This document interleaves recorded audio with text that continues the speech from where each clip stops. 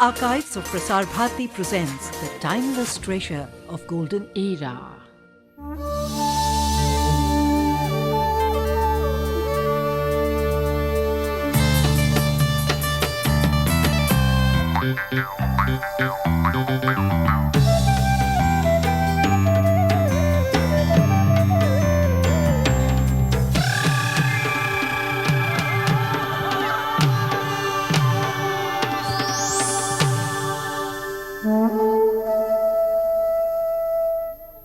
Canvas captures not only the Ras, but also the loveliness of poloy, which makes this dance ethereal.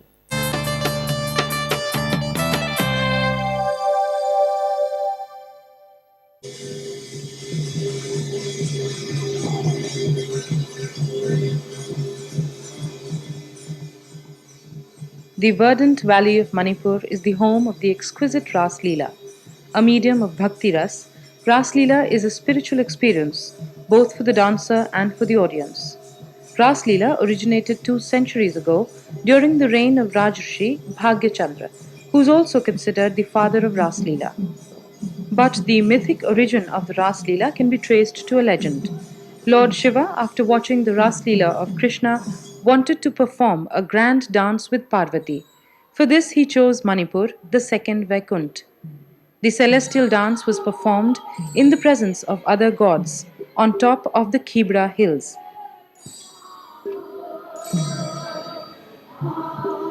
The Ras dances are lyrical and have extremely graceful movements. The Manipuri word for dance is tago, which means chakra.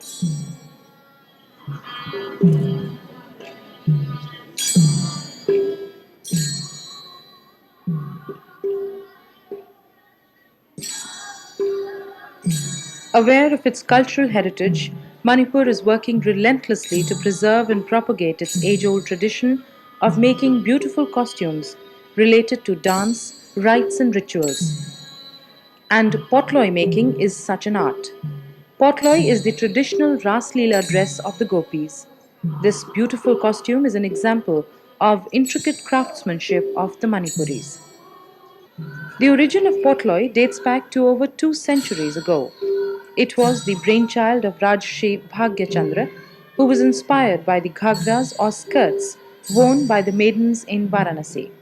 Poloy is also the traditional bride dress of Manipuri women.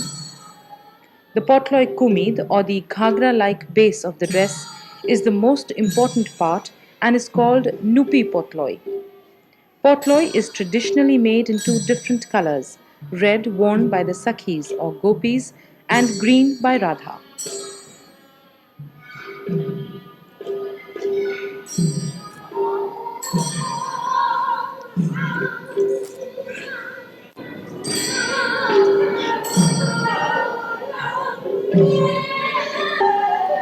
Poloy making is a complete art.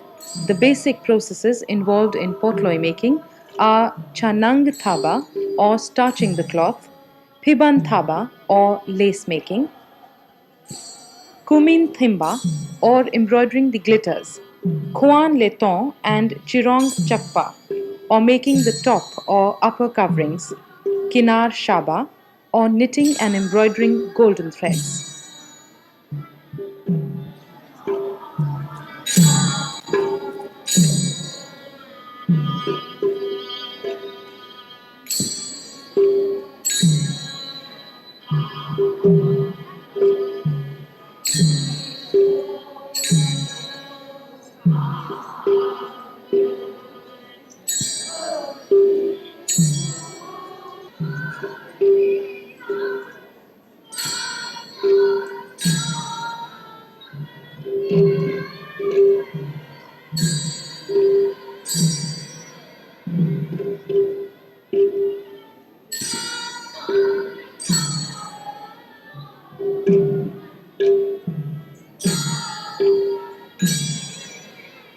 The dress is designed in a manner which highlights the spiritual elements rather than the carnal.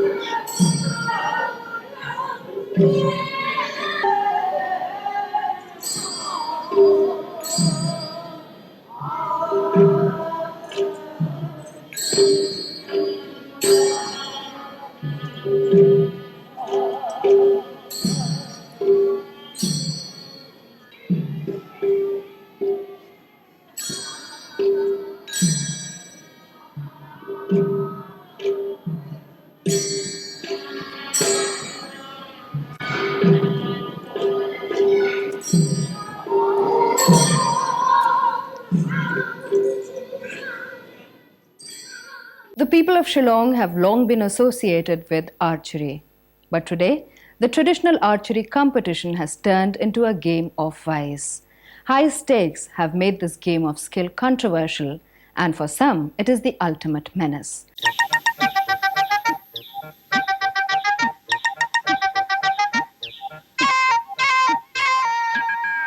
Archery has an important place in the lives of the people of Shillong.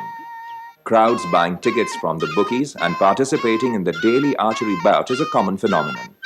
But this participation is not for the love of the game, but gambling that is associated with it. Transcending from its traditional status of that of sports or weapons, archery or Kasyat Khanum has undergone an alarming change, now assuming a gambling connotation. People from all walks of life and varying age groups flock to the archery stakes venue in a bid to pocket a quick buck. The stakes are immensely high, up to 80 times the amount bid.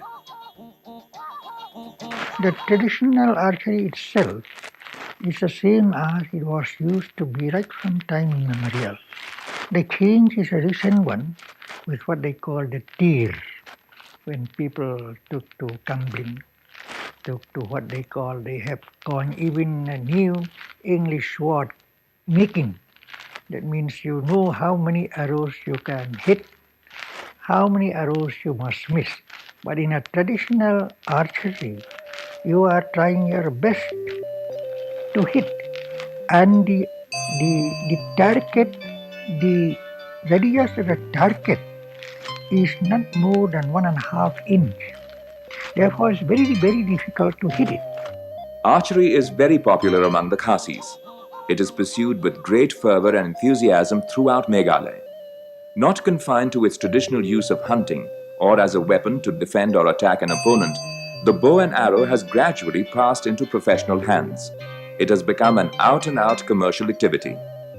Initially, the archery contest was held on weekends, but over the years, it has become a daily phenomenon. In Shillong, it is organized at the polo ground. It is, however, not confined to Shillong alone. The archery contest is also held in the Jaintia Hills and in most of the Khasi villages. It is here that the recreational aspect dominates.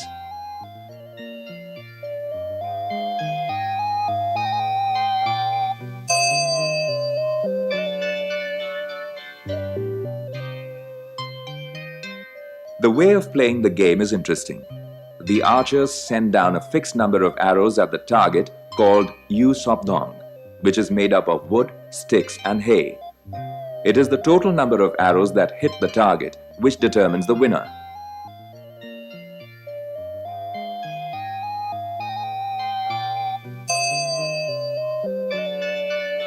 Associated with the daily archery event is yet another facet. It affords an opportunity for fun, frolic and merrymaking. After a hard day's work, many go to such venues with this in mind.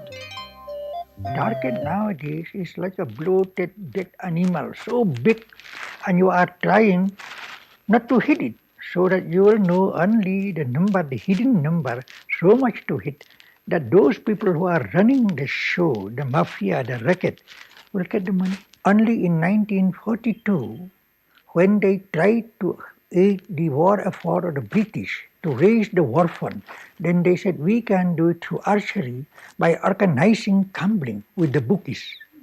And ever since then, it took a turn for the worse to the extent that it has reached now. This is what we call tir. Among the Khasis, we don't call it archery. Assam is known for its cultural heritage. The legacy of this great land can only be discovered during a trip to the Assam State Museum.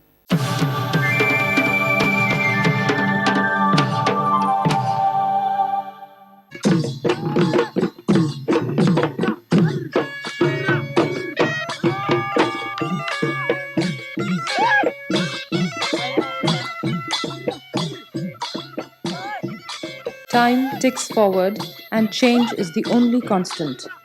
Down the ages, man has made spectacular progress, continuously adopting himself to a new way of life and discarding the old.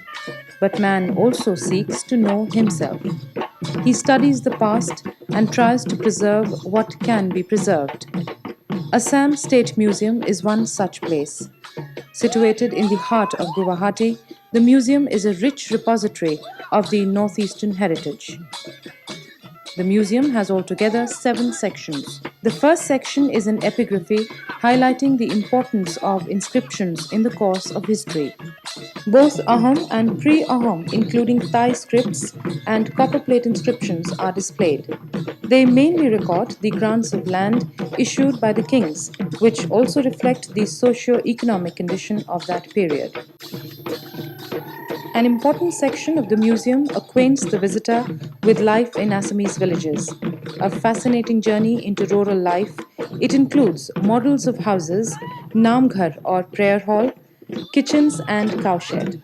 It also provides a glimpse of the items of daily use and of rural economy. Household utensils, agricultural implements, and weaving instruments are also displayed. Pith, the traditional dietary item of the rural folk, can also be seen.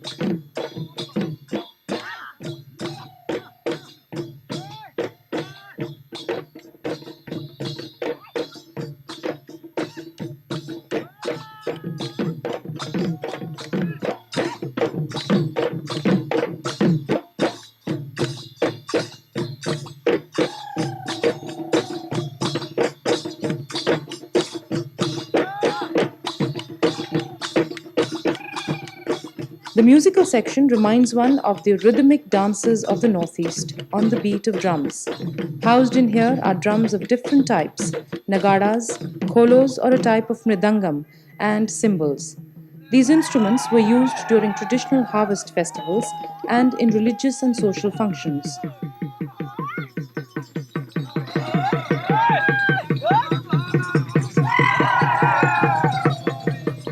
Traditional art and craft work of the region are a prominent part of the village life section, revealing the region's rich heritage in handicrafts.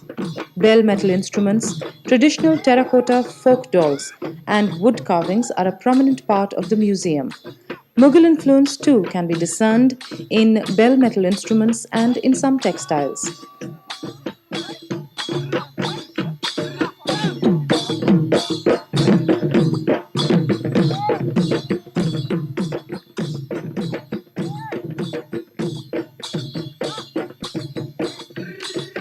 Sericulture is an important industry in Assam. The Directorate of Sericulture and Weaving has established a section entirely devoted to this. It depicts each stage, from the growth of the silkworm to the final weaving of the cloth. The climate of Assam makes it the natural home of various silk-producing insects and their food plants. It is known for the mulberry silkworm cultures comprising of eri, maga and tussar. The golden yellow silk of Assam is breathtakingly beautiful. About the future program of the State Museum is to have a major gallery on ethnography.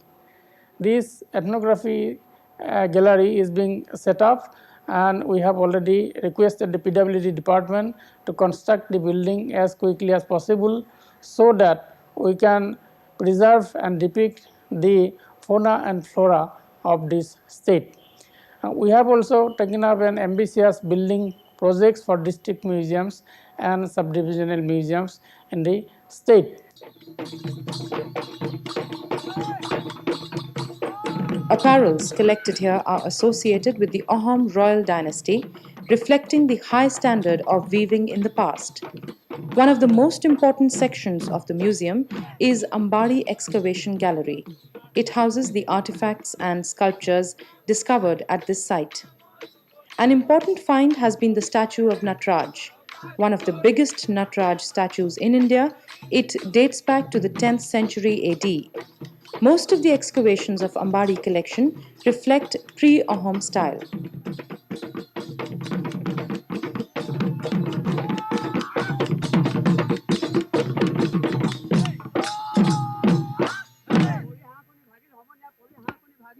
collection of the arms and armaments section reminds one of the valor of the Ahom kings. The cannons of the Ahom, Koch, and Mughal origin are displayed. A cannon housed here is made of bell metal belonging to King Parikshit Narayan. On the other hand, modern arms are also on display. This remarkable museum originated under the dynamic leadership of Rai Bahadur Kanaklal Barua, and after years of yeoman service, it is geared for expansion.